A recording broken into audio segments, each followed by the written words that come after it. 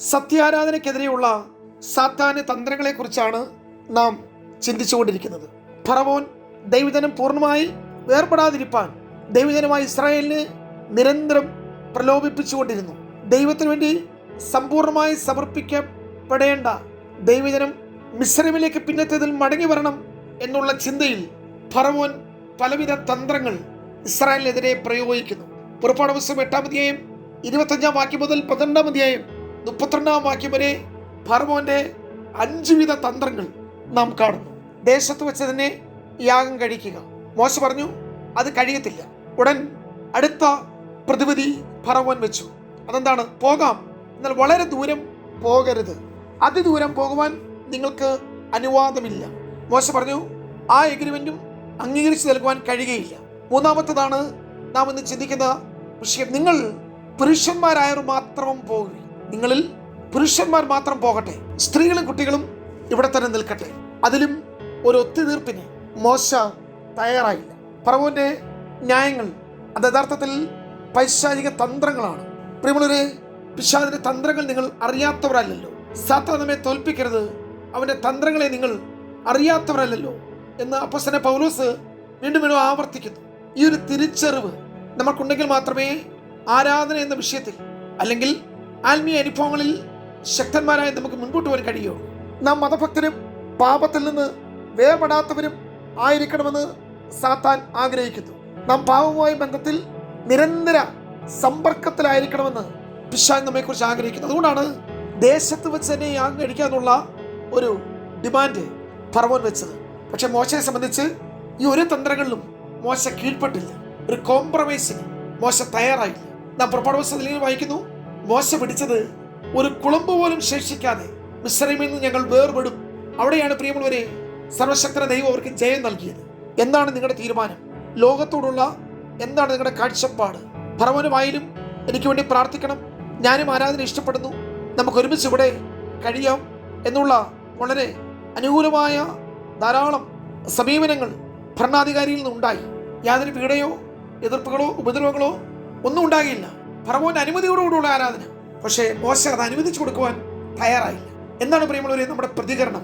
വളരെ ദൂരം പോകേണ്ടതില്ല, അതിദൂരം പോയി നിങ്ങൾ ആരാധിക്കേണ്ടതില്ല, ഇപ്പോൾ ഇവിടെ പുരുഷന്മാർ മാത്രം പോകട്ടെ എന്നാണ് ഈ പറയുന്നതിൻ്റെയൊക്കെ സാരം. സ്ത്രീകളും കുട്ടികളും മിസ്രൈമിൽ തുടരുമ്പോൾ ഏത് പുരുഷനും അതിവേഗം തിരിച്ചു വരും.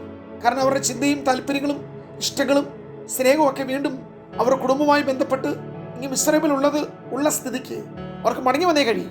നാം കുടുംബമായി വേർപെട്ട് ദൈവത്തെ ആരാധിക്കരുത്. അതിൽ കൂടി നമ്മുടെ ആരാധനകളിൽ കുടുംബത്തിലെ മുഴുവൻ അംഗങ്ങളും ഉൾപ്പെടരുത് എന്നുള്ള ഫറവോന്റെ ഒരു തന്ത്രം. നാം വിശുദ്ധ തിരുവെഴുത്തിൽ പഠിക്കുമ്പോൾ നോഹയും തൻ്റെ കുടുംബവും പെട്ടകത്തിൽ കയറി. യോശുവ പറയുന്നു, ഞാനും എൻ്റെ കുടുംബവും ഞങ്ങൾ യഹോവയെ സേവിക്കും. വീണ്ടും ബൈബിൾ പറയുന്നു, ഇതാ ഞാനും എനിക്ക് നീ തന്ന മക്കളും എന്ന് വായിക്കുന്നു. കാരാഗര പ്രമാണിയും തൻ്റെ കുടുംബവും ദൈവത്തിൽ വിശ്വസിച്ചു. ഇപ്രകാരം കുടുംബമായി ദൈവത്തെ സേവിക്കുന്നതിലാണ് ദൈവത്തിൻ്റെ ഇഷ്ടം. നമ്മുടെ കുടുംബത്തെ ദൈവവഴികളിൽ അഭ്യസിപ്പിക്കുവാൻ നമുക്ക് കടപ്പാടുണ്ട്.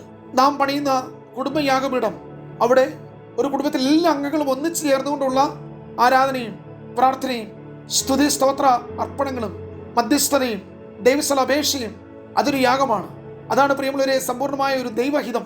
എന്നാൽ ആരാധന എന്ന വിഷയത്തിൽ വീണ്ടും ഒരു ഭിന്നിപ്പുണ്ടാക്കുവാൻ സ്ത്രീകളെയും കുട്ടികളെയും പോകുവാൻ അനുവദിക്കുന്നില്ല. നാം വീടടക്കം ആനന്ദിക്കണം, എല്ലാവരും രക്ഷിക്കപ്പെടണം, ഒരു കുടുംബം പോലും മിസ്രൈമിൽ ശേഷിക്കരുത് എന്നുള്ളതാണ് ദൈവിക പദ്ധതി. നാം സങ്കീർത്തന പുസ്തകത്തിൽ കാണുന്നത് പോലെ ക്രിസ്തീയ ഭവനങ്ങളിൽ ഭർത്താവ് യഹോവഭക്തനായ പുരുഷനും ഭാര്യ വീട്ടിനകത്ത് ഫലപ്രദമായ മുന്തിരിവള്ളി പോലെയും മക്കൾ മേശയ്ക്ക് ചുറ്റും ഒലിവുതൈകൾ എന്ന പോലെയും ഇരുന്ന് ദൈവത്തെ സേവിക്കണം എന്ന് ദൈവം ആഗ്രഹിക്കുന്നു. ആരാധനയ്ക്കും പ്രാർത്ഥനയ്ക്കും ഉള്ള അവസരങ്ങളിൽ എല്ലാവരും പരസ്പരം ഒന്നിച്ചിരുന്ന് കർത്താവിനെ ആത്മാവിൽ ആരാധിക്കണം എന്നുള്ളതാണ് ദൈവത്തിൻ്റെ വ്യവസ്ഥ. വേർപെട്ടിരിക്കുവാൻ പാടില്ല എന്നുള്ളതാണ് ദൈവത്തിൻ്റെ പ്രമാണം. ഭക്തനായ യോബ് കുടുംബത്തോട് കൂടെ ദൈവത്തെ ആരാധിക്കുന്നവനായിരുന്നു. പ്രിയരെ, നാം ഇവിടെ കണ്ടു കഴിഞ്ഞത് നാം മതഭക്തരായിരിക്കണം എന്നാൽ ഒരിക്കലും സ്വന്തം കുടുംബത്തെ കരുതാത്തവരായിരിക്കണം. ഇതാണ് സാത്താൻ്റെ ആവശ്യം. ഫറവോന്റെ അവസാനത്തെ ഡിമാൻഡ്, നിങ്ങൾക്ക് പോകാം, എന്നാൽ നിങ്ങളുടെ കന്നുകാലികളും ആടുമാടുകളും ഇവിടെ നിൽക്കട്ടെ. ഈ ഒത്തുറപ്പ് വ്യവസ്ഥയും മോശ തള്ളിക്കളഞ്ഞു. ഞങ്ങൾ പോകും, ഞങ്ങളുടെ മൃഗങ്ങളെയും കൊണ്ടുപോകും, ഒരു കുളമ്പ് പോലും പിന്നിൽ ശേഷിച്ചുകൂടാ. ഇതായിരിക്കും എക്കാലത്തും ഒരു യഥാർത്ഥ വിശ്വാസിയുടെ തീരുമാനം. നാമും നമ്മുടെ വസ്തുവകളും നമ്മൾക്കുള്ളതെല്ലാം ദൈവത്തിൻ്റെതാണ്. നമ്മുടെ സർവ്വസമ്പത്ത് കൊണ്ടും നാം ദൈവത്തെ സേവിക്കേണ്ടതാണ്. ഇവിടെ കുടുംബാംഗങ്ങളെല്ലാം പോകുകയും വസ്തുവകളും ആടുമാടുകളും മൃഗസമ്പത്തും മിസ്രൈമിൽ ശേഷിക്കുകയും ചെയ്താൽ അവരുടെ ഹൃദയം ക്രമേണ ദൈവത്തിൽ നിന്ന് അകന്ന് മിസ്രൈമിലേക്ക് തിരിയും എന്നതാണ് സാത്താന്റെ കണക്കുകൂട്ടൽ. പ്രിയമുള്ളവരെ, നമുക്കിതിൽ നിന്ന് കാണുവാൻ കഴിയുന്നത് യഥാർത്ഥ ആരാധകന്റെ ദേഹം, ദേഹി, ആത്മാവ് ഏകാഗ്രമായി ദൈവത്തെ ആരാധിക്കണം എന്ന് ദൈവം ആഗ്രഹിക്കുന്നു. എന്നാൽ ദൈവസന്നിധിയിലുള്ള ഏകാഗ്രത നമുക്കില്ലാതാക്കുവാൻ ശ്രമിക്കുന്നതാണ് പിശാചിന്റെ തന്ത്രം. മത്തായി സുവിശേഷം 6:21 പറയുന്നു, നിന്റെ നിക്ഷേപം ഉള്ളിടത്ത് നിന്റെ ഹൃദയവും ഇരിക്കും. ഇവിടെ ഫറവോൻ ഒരുക്കുന്ന ഒരു കെണി ആടുമാടുകളും മൃഗസമ്പത്തും മിസ്രൈമിൽ തന്നെ തുടരുമ്പോൾ നിശ്ചയമായും ഇവർക്ക് ആരാധന കഴിഞ്ഞിട്ട് മടങ്ങി വരേണ്ടതായിട്ട് വരും. അല്ലെങ്കിൽ ആരാധനയ്ക്ക് പോകുമ്പോൾ ഇവരുടെ ശരീരമങ്ങും ചിന്ത ഇവിടെയും ആയിരിക്കും. പ്രിയമുള്ളവരെ, നാം വീണ്ടും കാണുന്നത് പൊയ്ക്കൊള്ളുവീൻ എന്ന് പറഞ്ഞുകൊണ്ട് ഫറവോൻ അവരെ വിട്ടയച്ചു. എങ്കിലും അവരെ പിന്തിരിപ്പിക്കുവാൻ ഫറവോനും സൈന്യവും അവരുടെ പിന്നാലെ ചെന്നു. സാത്താൻ എന്ന ദൈവജനത്തിന്റെ ശത്രുവാണ്. എന്നാൽ ഫറവോന്റെ യാത്ര ചെങ്കടലിൽ അവസാനിച്ചു. ഫറവോന് വരാവുന്ന പരമാവധി പരിധി ചെങ്കടൽ വരെയാണ്. അതിനപ്പുറത്തോട്ട് പ്രവേശിക്കുവാൻ ഫറവോന്റെ ശക്തിക്കും സൈന്യത്തിന് കഴിഞ്ഞില്ല. മോശയുടെ തലമുറയെ ഇതുപോലൊരു വെള്ളത്തിലാണ് മുക്കിക്കൊന്നത്, ഒരു തലമുറ ഇല്ലാതാക്കിയത്. മോശയുടെ സമപ്രായക്കാരായ എല്ലാ ആൺകുട്ടികളെയും നശിപ്പിച്ച സ്ഥലമാണ് നീല നദി. എന്നാൽ മറ്റൊരു നദിയിൽ ഫറവോന്റെ തലമുറയെ മോശ അവസാനിപ്പിച്ചു. ഇസ്രായേൽ ജനത്തിന് മുൻപോട്ട് പോകാനുള്ള ഒരു എക്സിറ്റാണ് ആ ചെങ്കടൽ. ദൈവം തുറന്ന ഒരു പ്രൈവറ്റ് ലിമിറ്റഡ് റോഡാണ്. ആ റോഡിലേക്ക് അന്യവാഹനങ്ങൾ പ്രവേശിക്കാൻ കഴിയത്തില്ല. ഫറവോൻ തന്റെ സ്വകാര്യ വാഹനമായി ചെങ്കടലിലേക്ക് ഇറങ്ങി. പക്ഷേ അത് അവസാന യാത്രയായിരുന്നു. ഇല്ല, ശത്രു പിടിക്കപ്പെടും. ശത്രു നിന്റെ മുമ്പിൽ താളടിയാകും. ദുഷ്ടന്റെ ആശ നശിച്ചു പോകും. ശത്രുവിന്റെ അന്ത്യം നീ കാണും. ഇന്ന് കണ്ട മിസ്രൈമിനെ നീ ഇനി ഒരു നാളും കാണുകയില്ല. ഇസ്രായേൽ ജനം അല്പം ഭാരപ്പെട്ടുവെങ്കിലും ദൈവത്തിന്റെ വഴി പിന്നാലെ വരുന്ന ഈ മിസ്രൈം രാജാവിനെ, ഫറവോനെ ഇവിടെ തീർക്കുവാൻ, ഇവിടെ ഇല്ലാതാക്കുവാൻ ചെങ്കടൽ വഴി ഇസ്രായേൽ ജനം പോകേണ്ടി വന്നു. ഞാൻ പിടിക്കും, എൻ്റെ ആശ പൂണിയും, ഞാൻ തിരിച്ചു പിടിക്കും, ഞാൻ വലിച്ചുകൊണ്ട് പോകും എന്ന് പറഞ്ഞുകൊണ്ട് വന്ന ഫറവോൻ അവിടെ അവസാനിച്ചു. എന്താണ് പ്രിയമുള്ളവരെ ഇവിടെ നമുക്ക് കാണുവാൻ കഴിയുന്നത്? ആരാധന ഒരു സമ്പൂർണ്ണ ഏർപ്പാടാണ്. മിസ്രൈമുമായി, പാപവുമായി, ലോകവുമായി, ഫറവോനുമായി ഒരു ബന്ധവും ദൈവജനത്തിനില്ല. വക്രതയും കോട്ടമുള്ള തലമുറ നടുവിൽ വേർപെട്ടിരിപ്പീൻ എന്നാണ് അപ്പോസ്തലിക ആഹ്വാനം.